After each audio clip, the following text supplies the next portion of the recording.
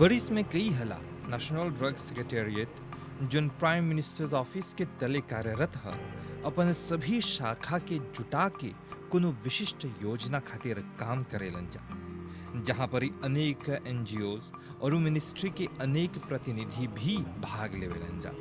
इस सब के एकता से ओकर योजना प्रबल होवेला। Il est bien important qu'il y ait un acteur joigne. Centre de solidarité pour une nouvelle vie से ऑड्रे हमनी के बोलन कि एकता से हमनी की दिशा मिलेला। जब हमनी संगे बैठक करीला त समाज में जोन लाभोग संबंधी कार्य होएला इस सब जानकारी हमनी के मिलेला और आपस में हमनी बांटीला जा। हमनी प्रिवेंशन पर भी काम करेला जा, जहाँ पर ही हर एक उम्र के आदमी जुड़ेलन। Mais besoin d'un échange, besoin d'une organisation ensemble. Sa priorité, ça va l'école privée là. Saban réunion là, avant, dans les années, quelques années de cela, Pachena, पहले ऐसन बैठक न रहल, ऐसन बैठक जहाँ पर ही कोऑर्डिनेशन होएला। इसे हमने अपन समस्या बताए के मौका मिलेला और दूसर स्टेक होल्डर से हमने बैठ के बात करेला जा, विचार विमर्श करेला जा और आज समस्या के समाधान भी आवेला। सेक्टियाला सौंते, होम रिडक्शन और वेयाश सीधा लापेचिते से के प्रिवेंशन खातिर हमने काम करेला जा और खास तौर पर लाभोग के समस्या जोन बहुत ही बड़का समस्या है आज के समाज में। जे हमनी नहीं मिलब जा, संगे काम नहीं करब जा, त आगे जाए खातिर दिशा नहीं मिली। aider à améliorer le système. ओएनजी और मिनिस्ट्री ला सौंते से हमने काम करेला जा संगे संगे, एक दूसरे पर निर्भर होइला जा। कम्युनिकेशन बहुत ही जरूरी है और कम्युनिकेशन संगे फीडबैक पर भी चाहेला काम करे, इसे हमने के काम और बेहतरीन होई। Alors, pour gagner un travail plus smooth, plus... हमनी के काम जमे निमन से होई और आसान से चली, एगो फेडरेशन खोले के प्रस्तावना रखने जा। ई फेडरेशन ओएनजी संगे काम करी जोन प्रिजों के देखेला, फिर हिया से हमनी मिनिस्ट्रिया लगे जाब जा, जेकर से हमनी के काम और आसान होई। हमनी के काम में कम्युनिकेशन एगो बहुत ही बड़का भूमिका निभावेला। कोनो भी विषय रही, एक साथ काम करे खातिर कम्युनिकेशन बहुत ही जरूरी है। Alors, la communication est clé. Peu importe qui sujet dans nos pays, nous besoin tous secteurs causent ensemble. Parce que tout le temps, les problèmes manquent de communication. Tout le temps. Définitivement, pas quand on met 10 représentants, pour besoin d'un 3 ou 4 représentants. Nous, ce qu'ils m'ont vu, c'est que les services de la santé, par exemple, हमने खाली यही चाहेला कि service ला सौंते और home reduction बेहतरीन हो।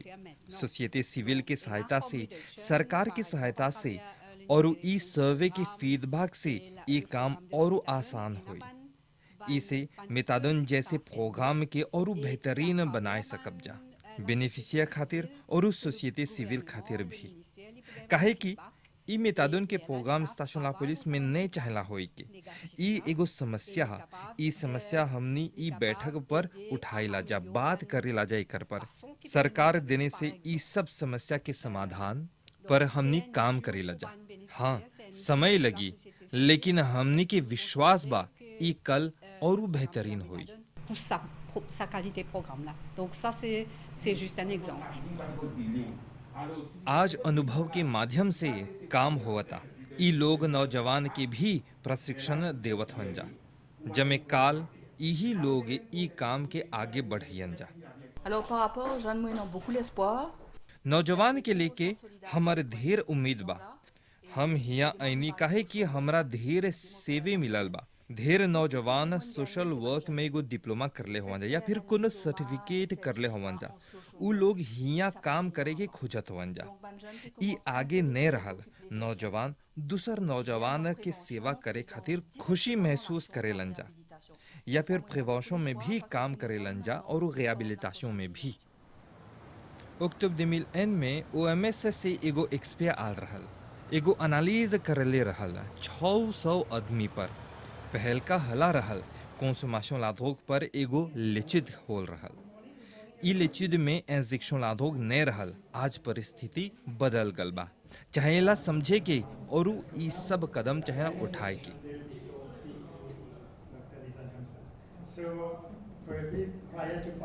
मेरा बोलिए पोतों की नुपे कैसा है ई प्रकार के बैठक से हमनी के ढेर फायदा बा। जैसे कंसल्टेंट तो बोलले हवन कि हमनी सही सही नहीं जानब जा कि कितना आदमी लाधोग लेवत हवन जा। ई प्रकार के बैठक से हमनी के एगो दृश्य मिली, हमनी के एगो दिशा मिली। हमनी नौजवान जाने ला जा कि कितना नौजवान लाधोग लेवेलन जा। यहाँ तक कि औरत भी लाधोग के सेवन करेलन जा। प्रमाण के रूप में कुछ नहीं बा, बखेर ई सर्वे से हमनी के जानकारी मिली। Cannabis ne répond pas tout.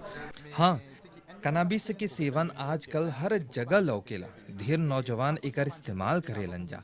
नौजवान लोग ई बोलेलन कि उ लोग कनाबिस के सेवन करेलन। त ई सर्वे से जानकारी मिली कि कितना जना एकर सेवन करेलन। Mais justement, la consommation du cannabis, maintenant, il devient un truc, pas forcément un facteur, pas derrière.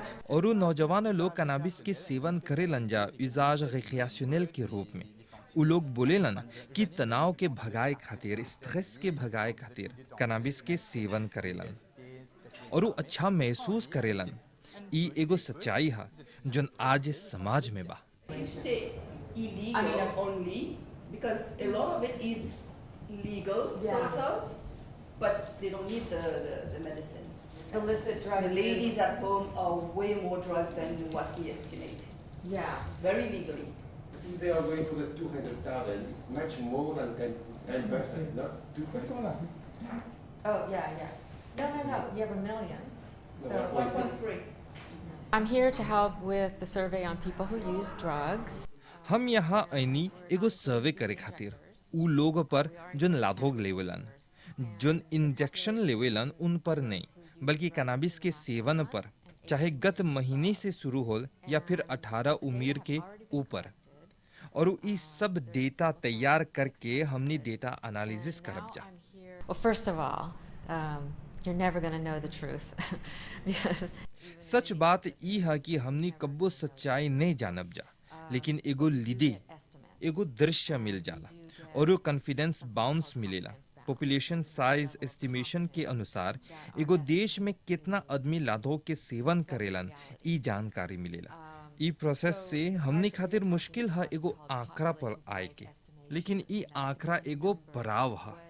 हमनी मॉडलिंग प्रोसेस पर सकब जा काम करे। yeah, Mauritius is on an important drug trafficking route. It's hard to manage, I guess, all of the sea entry. So सभी देश के अपन अपन समस्या बा। हम हिया दिमिलनिस से आइला। हिया की समस्या तनी सुन अलग है। हमनी लाधोग इंजेक्शन पर काम करनी जा। मोगिस एगो ड्रग ट्रैफिकिंग रूट है। सी एंट्री के देख के तनी सुन कठिन है। हम हिया बदलाव देखनी। हमनी HIV पर भी काम करनी जा। मोगिस अलग है। जोन आदमी लाधोग लेवेलन जा उ लोग जस्ती HIV के शिकार होल हवन जा और उ हेपेटाइटिस C के भी। और आज हमनी देखिला जा कि ढेर आदमी लाधोग सिंथेटिक के भी लेवेलन जा। ई आजकल के मुद्दा है। त ई हमनी के जिफो है। हमेशा कोनो ना कोनो आदमी लाधोग लेवेलन। a lot of the people here are really focused on treatment because that's their job. And हिया ढेर आदमी ट्रीटमेंट पर जस्ती बल देवेलन जा। ई उ लोग के काम है, लेकिन प्रमाण भी चाहेला, अच्छा और उस सच्चा प्रमाण। ई सर्वे से जोन डेटा मिली हमनी एकर पर काम करब जा, एकर डेटा एनालिसिस करब जा और ई से फंडिंग भी मिली। more funding to direct our funding to know where the focus should be. 4 में से एगो आदमी जोन लाधोग लेवेलन जा अपन परिवार से अलग होवेलन जा। 35% आदमी अपन परिवार के छोड़ देले हवन। लाधोग सिंथेटिक में 80% पुरुष बा। आज l'autorité एकर पर काम करत हवन। लाधोग और ओकर लेवे पर काम करत हवन। यही से हमनी के चाहेला हमेशा सतर्क और सावधान रहे के।